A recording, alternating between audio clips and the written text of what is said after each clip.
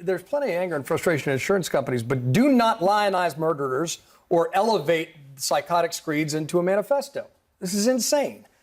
Don't make a folk hero out of this cat. Establishment media figures on CNN are shook as a result of the response to the slaying of Brian Thompson, the former CEO of United Healthcare. Notice the lower third chyron. Suspect pushed anti-capitalist views. Hilarious. Hilarious. Apparently, anybody who has a problem with our for-profit insurance system that kills 68,000 Americans a year is somehow pushing anti-capitalist views, according to CNN or whoever wrote that. Are you sure? Are you sure you want to go in that direction? Because that's going to be a lot of people that are apparently raging communists in your view. Okay. Pink-haired communist. Okay. So now, second of all, it's a insane screed, right? Really? Why don't we take a look at that? Okay. Because remember, here's the thing. CNN and all these different media outlets actually have never released a manifesto. Yeah, I know. Now, it turns out that Ken Klippenstein over at his Substack did. And so I'm going to read some of this. He said, the reality is these indecipherable have simply gotten too powerful, and they continue to abuse our country for immense profit because the American public has allowed them to get away with it. Obviously, the problem is more complex, but I do not have space, and frankly, I do not pretend to be the most qualified person to lay out the full argument. But many have illuminated the corruption and greed, e.g. Rosenthal, Moore, decades ago, and the problems simply remain. So that's directly from the manifesto. The unhinged greed, huh? That really actually sounds pretty spot on. Okay. Now, who's Moore and Rosenthal, by the way? That would likely be Michael Moore, okay? Who's a filmmaker who made Sicko. Sicko talked about the profit-seeking focus of the healthcare industry and what effect it has had on Americans, which is not good. It's had an incredibly detrimental effect on Americans. As I mentioned, we're the only country in the developed world that has medical bankruptcies. 68,000 Americans die every year because of lack of health insurance, okay? Lack of health care. So, yeah, pretty disastrous effect. Rosenthal could mean Amy Rosenthal, who advocates for health care for everyone. So when you think about that, when you read the words and you know, you look at the issues here, it doesn't exactly sound unhinged. Sounds like he's kind of nailing it on the head, the problems that we have. That's not an excuse of his actions, obviously. But his problems with the system are actually quite cogent and are well known to anyone who has ever had to deal with it. That said, this is part of the effort to try to downplay the actual cogent arguments that he laid out, okay? And Avalon, by the way, further goes into it, and then Scott Jennings is going to come in with an even dumber take.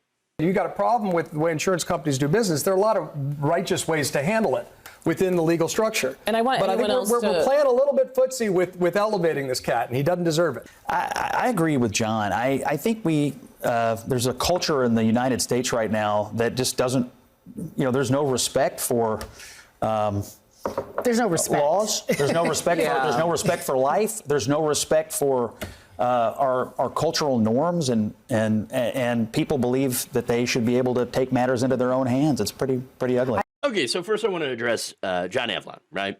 And he says, well, look, there's a lot of righteous ways to handle it within the legal structure, right? Okay, but name one. One way at all. One way at all that actually accomplishes something. So, look, you really can't, okay?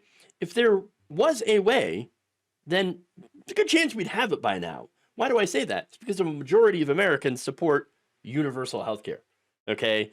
when you ask Americans, like, do you like the system as it is? Do you want universal health care? They're like, yeah, obviously. And so when it comes to the legal structure, they control the insurance giants and the politicians that are on the payroll.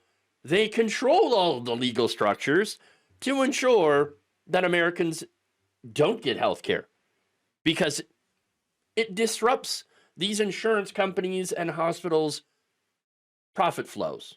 Okay.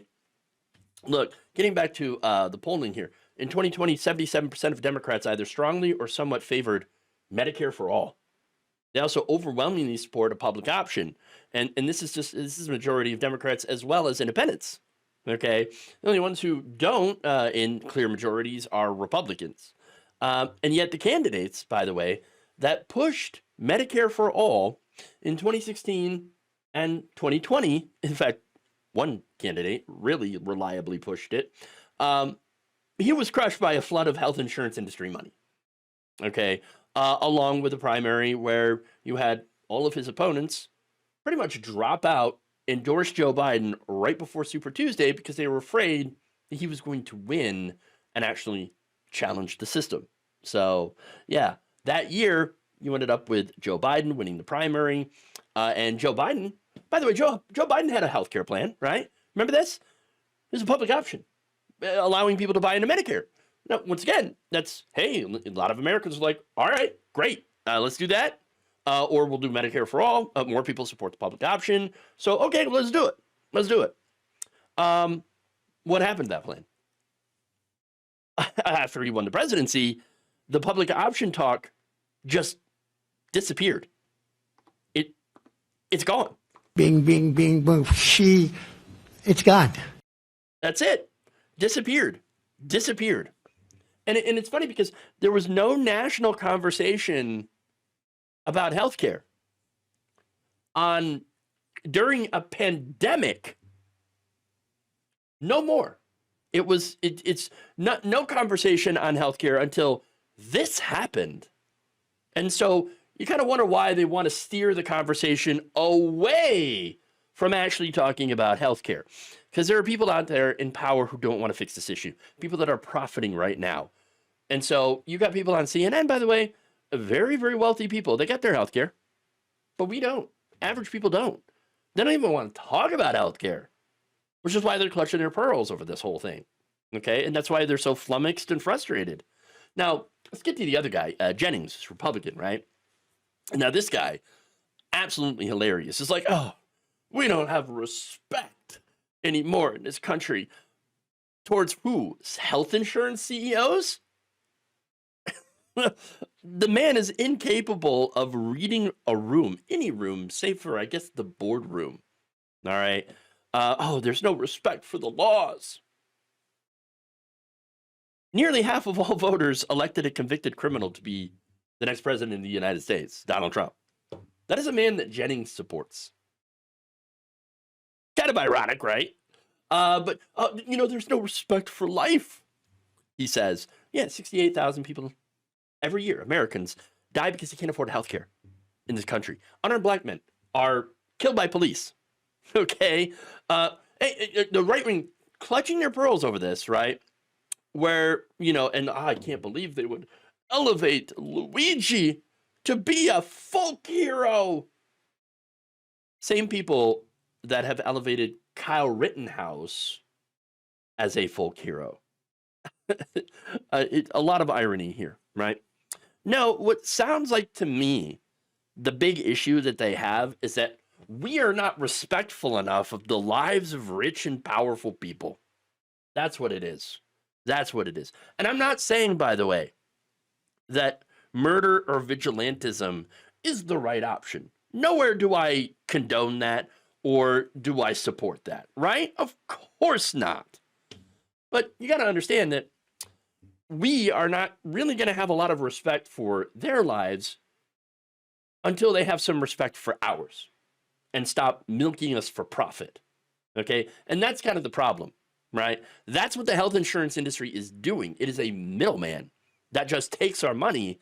And then when we go in to try to use the money that we put in, okay, in the promise of care, you deny it. United Health, 32% of all claims were denied. When it came to Medicare Advantage plans, they put out an AI model or an AI whatever to deny 90% of claims.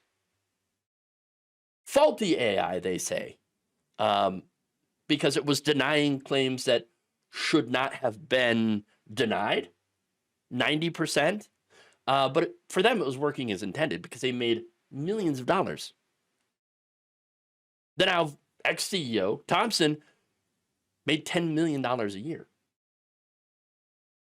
And United Health, well, I mean, one of the most profitable, if not the most profitable, health insurance company in the country. Yeah. So, I don't know. Maybe these politicians and these companies should actually maybe give people some better options. You know, that's all we're saying. Because right now the system is killing us.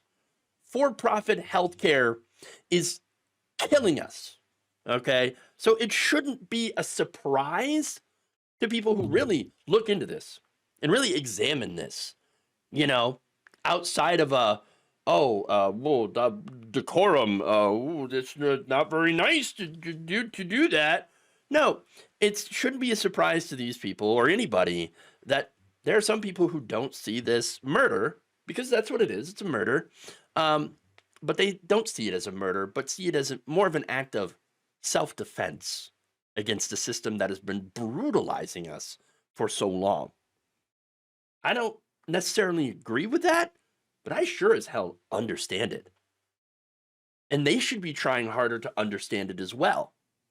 Because, look, what they're doing right now is trying to downplay it. They're clutching their pearls. They're hiding the manifesto. They're even hiding his face, right? Because they don't see the real problems within the system. They don't see that. All they see it as, oh, this guy's, he's attractive. That's why people are flocking to him. And that's why it doesn't have anything to do with the fact that the health insurance is, killing people, that our system is crushing them into the dirt. No. We just got to hide his face. And this is according to sources speaking to reporter Ken Klippenstein, who did get a hold of that manifesto, as I mentioned, and he published it. Unlike the New York Times, unlike the Washington Post, unlike any other outlet, he actually went, no, here. Yes, I'm gonna publish that and let you guys read it. It's not very long. It's very to the point. Okay, pretty direct, and so it got published while the other outlets sat on it. The New York Times was like, we got to hide this guy. Can't talk about him. In fact, on Tuesday, management said the news value and public service of showing his face is diminishing. Instructing staff to dial back its use on such photos is also directed that Luigi's manifesto not be published to the paper. In fact, that's a chat there. Once again, you can find all of this on Ken Klippenstein's Substack. I'll have the link in the description here. But the Times justification is that the photographs and the words might have the effect of amplifying the crime and inspiring others.